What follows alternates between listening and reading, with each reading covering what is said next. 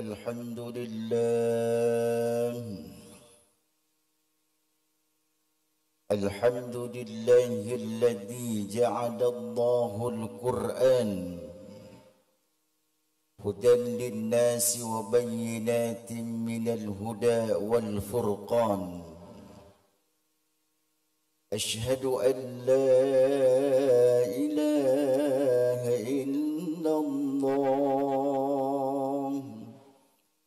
وأشهد أن محمدًا عبده ورسوله اللهم صل على سيدنا محمد وعلى آله وصحبه أجمعين أما بعد فيا عباد الله اتقوا الله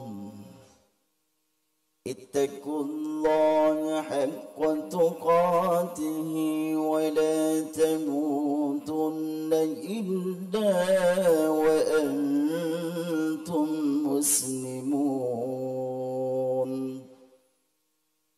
واستمعوا في قول الله تعالى أعوذ بالله من الشيطان الرجيم بسم الله الرحمن الرحيم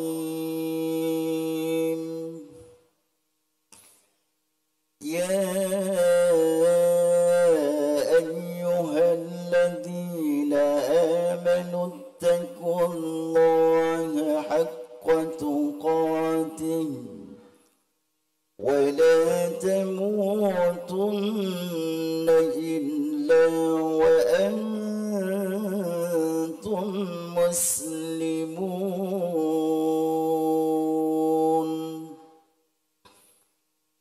وقال رسول الله صلى الله عليه وسلم إن الموتى يبتلون في قبورهم 3 ليال صدق الله العظيم وبلغ الرسول الكريم ونحن على ذلك من الشاهدين والشاكرين والحمد لله رب العالمين.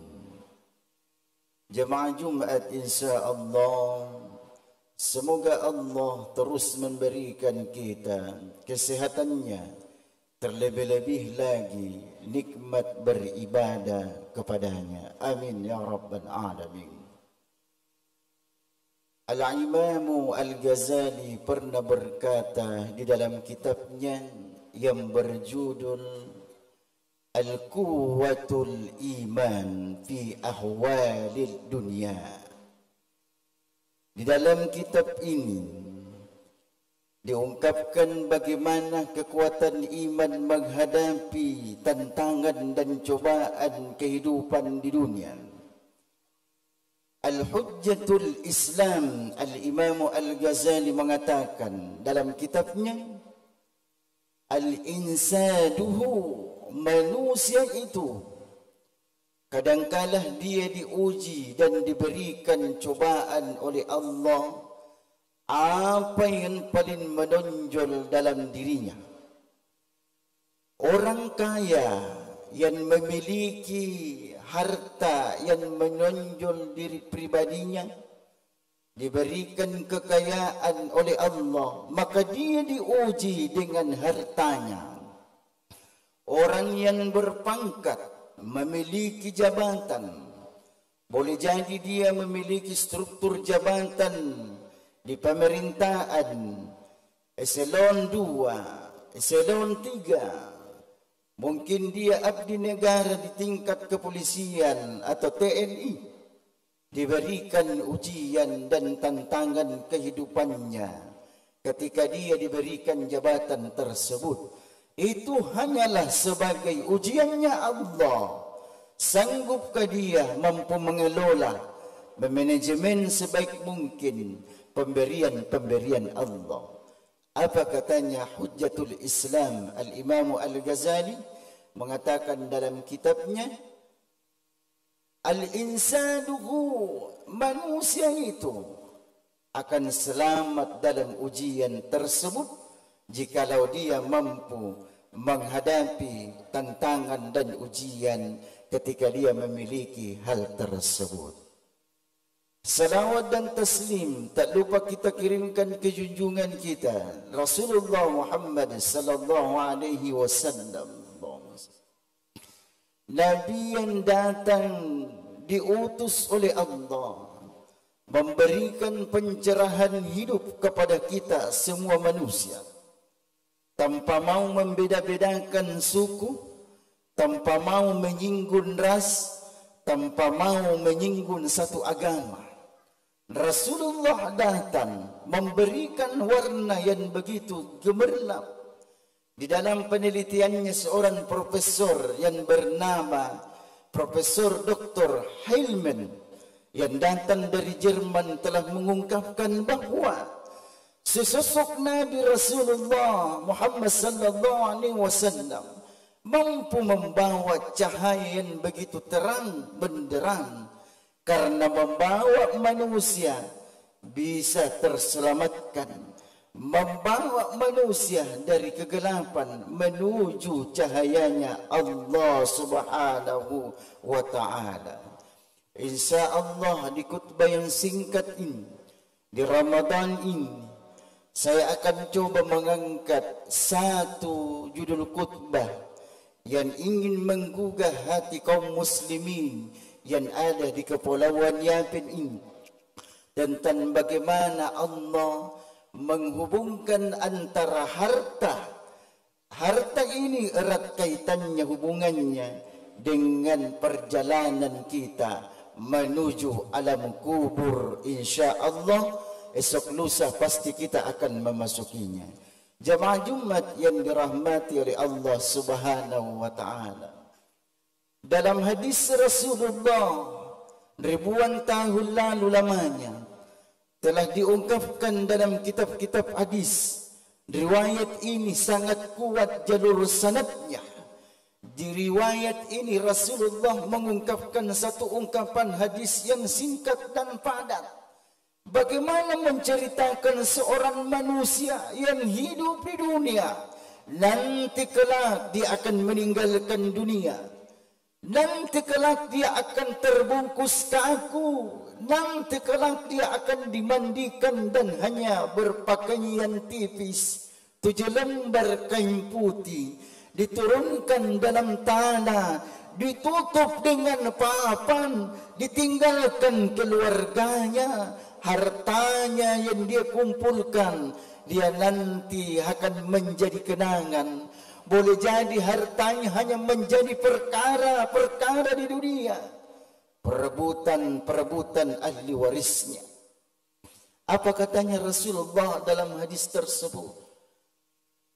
Wa qala Rasulullah sallallahu alaihi wasallam, Rasulullah telah berkata dalam hadisnya, innal mauta yuftanuna fi kuburihim, sesungguhnya orang yang telah meninggal dunia di kalangan ulama muhaddisin, para ulama tafsir, ada satu penjelasan dari syarah hadis ini menjelaskan seperti yang diungkapkan oleh Ibnu Hibban. Yuftanuna di sini menjadikan pengertian yang lebih mendalam. Kenapa Rasulullah mengatakan yuftanuna? Karena ketika jenazah sudah terbungkus kaku, disolati, dikafani, diturunkan di liang lahat, tidak berdaya satu apapun. Tidak ada dayanya dan kekuatannya. Makanya Rasulullah mengatakan, yuftanuna fi kuburihim, di dalam kuburan akan diberikan ujian dan cobaan 3 hari 3 malam. Menurut ulama, perhitungan malamnya di kuburan beda dengan perhitungan malam dan siang hari hidup di dunia. Ketika dibawa di kuburan, maka harta kita pulang, anak-anak kita pulang, istri kita pulang ke rumah. Yang tinggal di bawah hanyalah amal saleh dan sedekah. Ujian pertama, katanya Rasulullah, wa yanquluna al-malaikah, malaikat berkata kepada dalam kuburan, banyaknya hartamu waktu kau hidup di dunia. Rukomu 3, mobil mewahmu 10, tanahmu di kampung halaman banyak. Kenapa kau pelit mengeluarkan sedekahmu? Kenapa kau pelit untuk menyumbangkan hartamu? Kenapa kau pelit untuk berderma di jalan Allah? Kenapa kau pelit berzakat? Bukan hanya zakat fitrah yang diwajibkan dalam kehidupan ini. Karena di dalam hukum Islam, fikih 4 mazhab sudah menjelaskan, Maliki, Syafi'i, Hambali dan Hanafi, bahwa zakat itu terbagi kepada 2 bahagian. Zakat fitrah kewajibannya hanya di Ramadan. Zakat mal bukan hanya Ramadan. Ketika memenuhi nisab haul, harta tak sudah melebihi kadarnya, keluarkan harta itu. Ini pertanyaan pertama. Ujian pertamanya harta. Ujian pertamanya harta. Ketika malam kedua, katanya Rasulullah, la yastami'u fid dunya. Aku tidak pernah mendengar suara yang sangat keras, katanya Rasulullah. Suara guntur yang sangat dahsyat.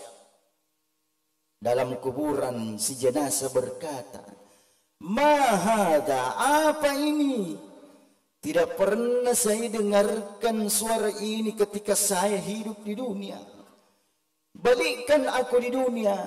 Makanya dalam Quran, dalam surah As-Sajdah mengatakan, farji'anna na'mal salihan. Balikkan aku ya Allah. Sebetulnya ini informasinya Allah, bahwa dalam kuburan banyak orang yang ingin kembali. Ingin kembali apa? Na'mal salihah, beramal saleh. Ujian yang ketiga dalam kuburan, ketika harta datang menghadap di depan tuannya, harta itu berkata, dulu waktu datang merantau pertama, meninggalkan kampung halamannya, mungkin dari Sulawesi, dari Buton, dari Jawa, dari Ternate, meninggalkan kampung halaman mereka semua miskin, tidak memiliki harta. Tetapi Allah angkat derajat mereka dengan diberikan kekayaan. Mungkin karena kalau orang Bugis mengatakan resopi, pekerjaan, kesungguhan. Mungkin kesungguhannya mencari harta di perantauan berhasil, diberikan rezeki oleh Allah.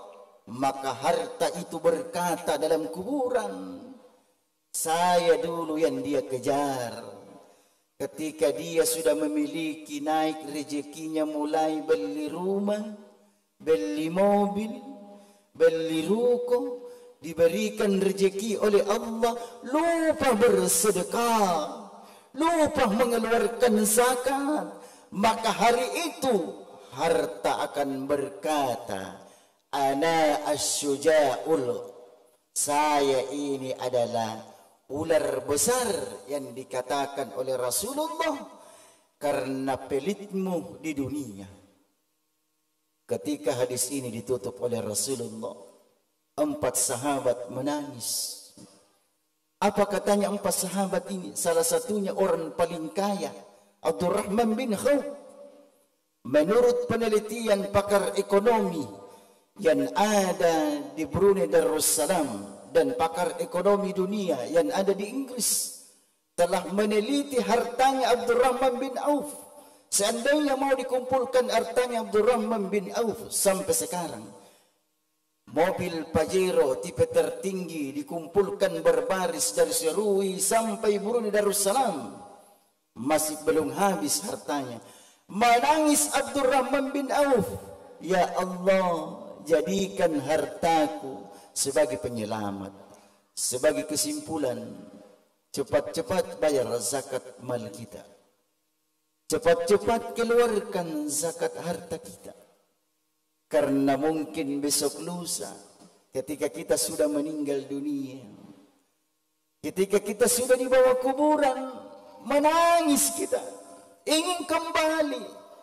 Tetapi harta berkata, terlambat terlambat kau, karena hari ini bukan lagi hari penyesalan, karena hari ini hari di mana kau menangis. Barakallahu li wa lakum fil Qur'anil azim, wa nafa'ni wa iyyakum bima fihi minal ayati waz-zikril hakim. أقول قولي هذا واستغفروا إنه هو الغفور الرحيم.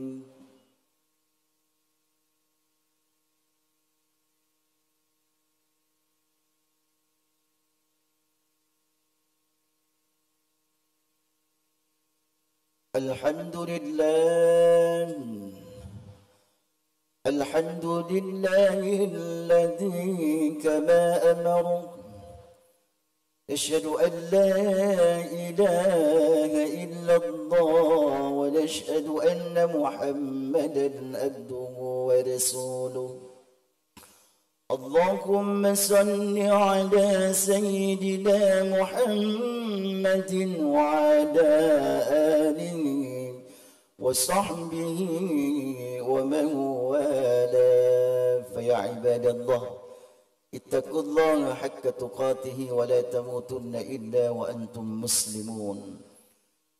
قال الله تعالى في القرآن الحكيم: أعوذ بالله من الشيطان الرجيم، بسم الله الرحمن الرحيم. إن الله وملائكته يصلون على النبي، يا أيها الذين آمنوا صلوا عليه وسلموا تسليما. اللهم صل على سيدنا محمد. اللهم اغفر لي للمؤمنين والمسلمات والمؤمنين والمؤمنات والأحياء منهم والأموات، إنك سميع قريب مجيب دعوات ويا قاضي الحاجات. اللهم نور قلوبنا بنور هدايتك كما نورت في السماء والأرض أبدا برحمتك يا أرحم الراحمين. ربنا لا تزغ قلوبنا بعد إذ هديتنا وهب لنا من لدنك رحمة إنك أنت الوهاب. ربنا آتنا في الدنيا حسنة وفي الآخرة حسنة وقنا عذاب النار. عباد الله، إن الله يأمركم بالعدل والإحسان وإيتاء ذي القربى وينهى عن الفحشاء والمنكر والبغي لعلكم تذكرون. ولذكر الله أكبر والله يعلم ما تصنعون. أقيموا الصلاة.